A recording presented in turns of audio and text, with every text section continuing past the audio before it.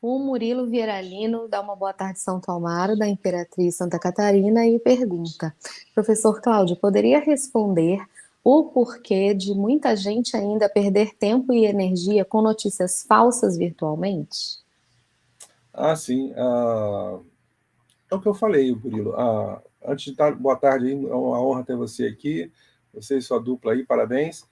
Mas as pessoas, as fake news, o mecanismo das fake news que a senhora Maria Lucas perguntou, é baseado nas pessoas que não pensam, não questionam, que elas são a chamada massa de manobra, né?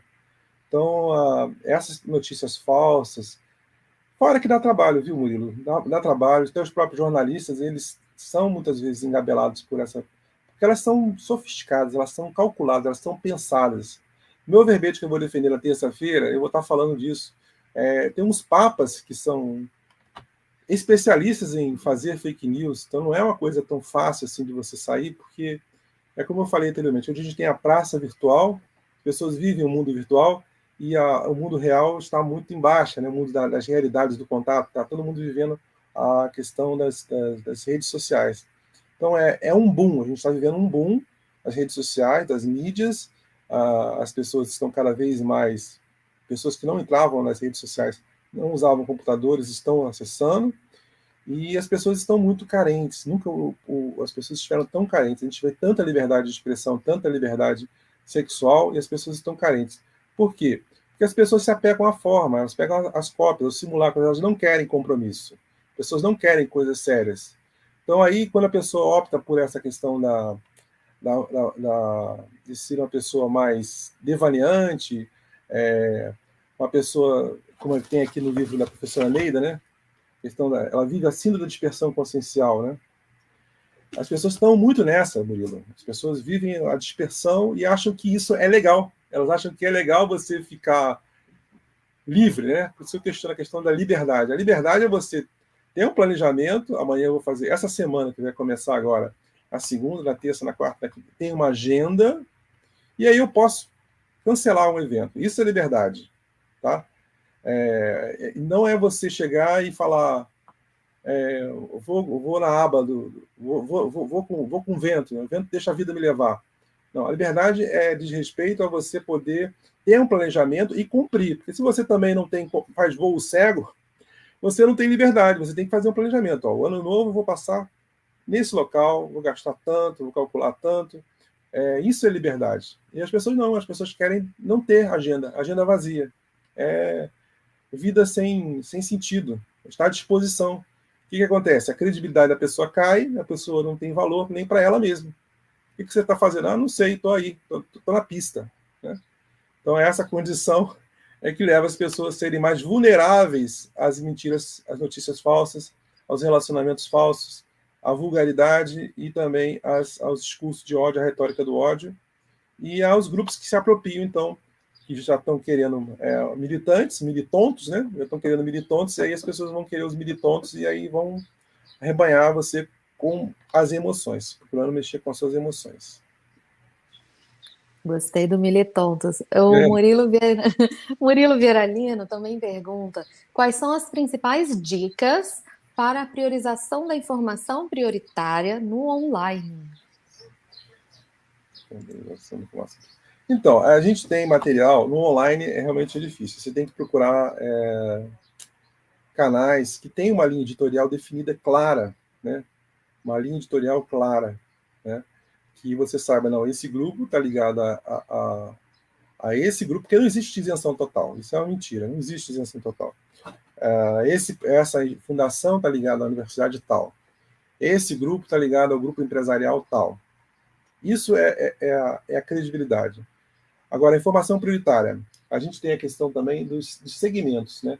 A gente tem uma sociedade segmentada e você tem que saber os seus interesses claros, né? Se você está procurando informação de conscienciologia, ou se você está pesquisando informação sobre uma área científica, você vai procurar a informação prioritária. Qual que é a informação prioritária para um pesquisador? Então, depende muito.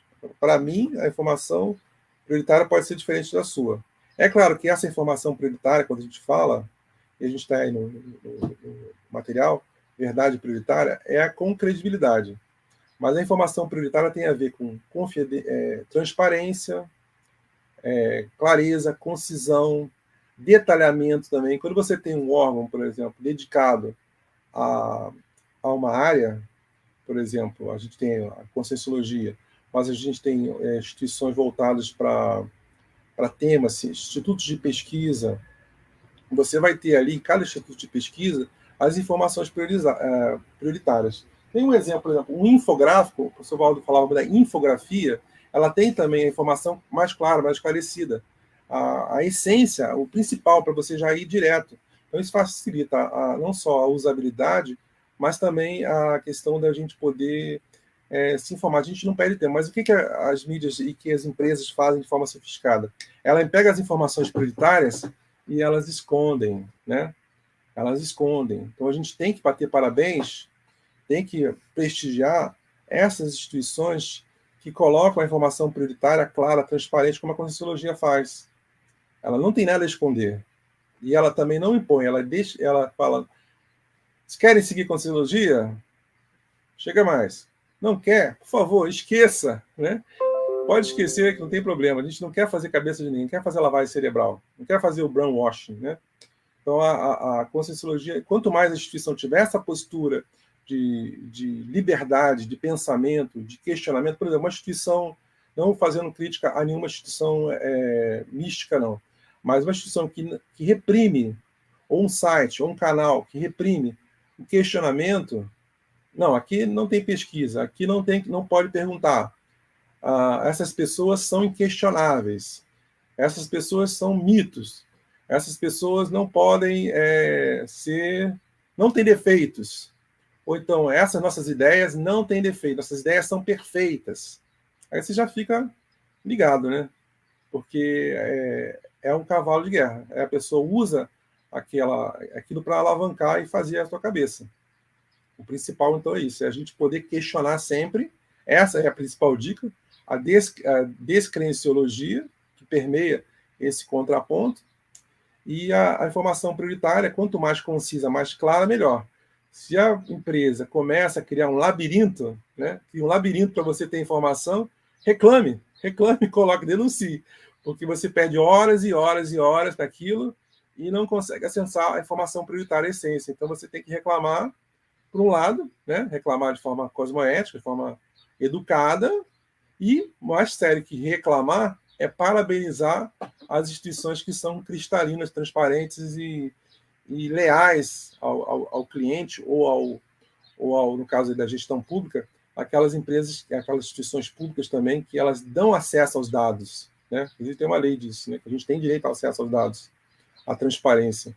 Se começa a ter muito labirinto, sai fora, porque eles estão querendo te envolver, te engabelar. E eu penso assim, por isso que eu, inclusive, a própria questão dos celulares, do próprio equipamento, eu tenho uma certa ojeriza essa questão de ter muitas instruções para ficar perdendo. Eu quero formação prioritária, direto, objetivo, questão objetiva, a questão palpável, a questão clara, a usabilidade. Se, por exemplo, um dos sucessos, sem fazer proselitismo, da empresa que eu trabalhei como professor online durante vários anos, é que era acessível, era fácil, ela tinha a facilidade de você poder navegar. Se a coisa começa a criar muito contorno, muita volta, e você tem que beijar a mão de um, tem que se ajoelhar para outro, você tem que pagar a taxa tal, aí você já sabe que aquilo ali é uma armadilha.